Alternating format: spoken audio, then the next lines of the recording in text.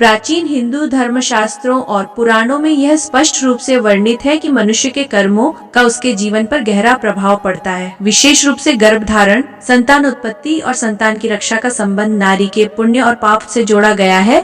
यह कथा श्रीहरि विष्णु से संबंधित है, जिसमें बताया गया है कि किन पापों के कारण स्त्री का गर्भ गिरता है और संतान नहीं होती। प्राचीन कथा धर्मनिष्ठ ब्राह्मण और उसकी पत्नी दो बहुत समय पहले की बात है। एक नगर में धर्मनिष्ठ ब्राह्मण अपनी पत्नी के साथ निवास करता था। दोनों बड़े श्रद्धालु, भगवान विष्णु के उपासक और धर्मपरायण थे। विवाह के कई वर्षों बाद भी उन्हें संतान की प्राप्ति नहीं हुई। ब्राह्मण अत्यंत दुखी रहता, लेकिन कभी भी भगवान पर से उसका विश्वास नहीं डिगा। 3 एक दिन वह ब्राह्मण तीर्थ यात्रा पर निकला और कई स्थानों का भ्रमण करता हुआ अंततः बद्रीनाथ धाम पहुंचा। वहां उसने कठोर तपस्या कर भगवान विष्णु को प्रसन्न किया। भगवान विष्णु ने प्रकट होकर उससे वर मांगने को कहा। ब्राह्मण ने हाथ जोड़कर कहा, प्रभु, मेरी पत्नी और मैंने सदैव धर्म का पालन किया है, किसी का बुरा नहीं किया, फिर भी हमें संतान का सुख नहीं मिला। कृपया इसका कारण बताइए और हमें संतान का वरदान दीजिए। भगवान विष्णु ने गंभीर स्वर में कहा, गहे ब्राह्मण, तुम्हारी पत्नी ने अपने पूर्व जन्म में कुछ ऐसे कर्म किए थे जिनके कारण ये परिणाम हुआ है। संतानहीनता का कारण केवल वर्तमान जीवन नहीं, पूर्व जन्म के पाप भी होते हैं। ब्राह्मण ने विस्मित होकर पूछा, गहे प्रभु, कृपया विस्तार से बताएं कि कौन से पापों के कारण स्त्री को ये कष्ट सहना पड़ता है।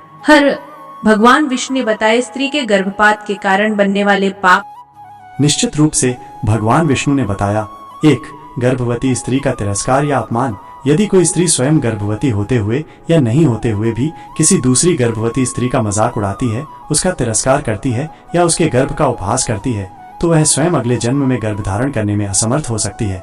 2 अन्न का अपमान। जो स्त्री अन्न का तिरस्कार करती है, भोजन फेंकती है या अन्न की बर्बादी करती है, उसके गर्भ में स्थायित्व नहीं रहता। अन्न को देवता तुल्य माना गया है। 3 पवित्र स्थलों का अपमान। जो स्त्री मंदिर, तीर्थ या संतों की निंदा करती है, उनका अनादर करती है, ऐसे कर्म उसका गर्भ क्षीण कर देते हैं। 4 गर्भपात कराना या कराना देना। ये सबसे घोर पापों में गिना गया है। जो स्त्री जानबूझकर किसी भी कारण से गर्भपात करवाती है बिना चिकित्सा कारण के, वो इस पाप का भागी बनती है और अगले जन्मों में संतान सुख से वंचित रह सकती है। 5 पशु पक्षियों पर अत्याचार। जो स्त्रियां जीवों को पीड़ा देती हैं, पक्षियों के अंडों को नष्ट करती हैं या उनके बच्चों को मारती हैं, उन्हें भी गर्भपात या बांझपन का दुख झेलना पड़ सकता है। 6 शापित स्थानों पर संबंध बनाना। जो स्त्री अपवित्र स्थानों जैसे शमशान, शापित क्षेत्र पर शारीरिक संबंध बनाती है, वहां गर्भधारण होने पर भी संतान जीवित नहीं रहती। वैसी ही है पश्चाताप और समाधान। ब्राह्मण ने विनम्रता से कहा, प्रभु, यदि कोई स्त्री अनजाने में ऐसे पाप कर चुकी हो तो क्या उसका कोई प्रायश्चित है?